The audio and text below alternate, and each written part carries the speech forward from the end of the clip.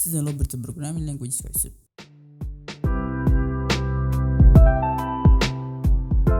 maalin walba waxaa dhashay ama soo baxay luqad programming language cusub wayna adagtahay sida loo barto, laakiin waxaa jira talooyin kaa caawin kara inaad barato si aad u dardargeliso barashada programming languageska. Easy enough, except I need an idea. Get out of here, man. Shit, I'm saying. waxaan muuqaalkan kula wadaagayaa 2 talo oo ka caawin kara inaad barato programming languageska cusub. hal video waxaad ka soconaa wuxuu wax la qabto qodob صح. marka ugu dambaysa wuxuu soo gabagabaa Okay. core concepts qaybaha asaasiga baro.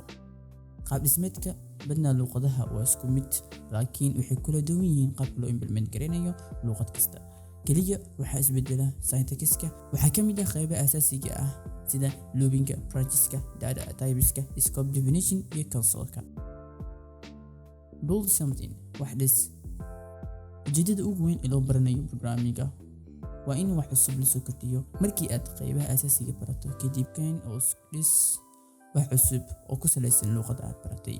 marka ay timaado barashada luqadaha programming waxaa loo baahan yahay inaad qaybaha asaasiga barato kadibna aad dhisto projectska.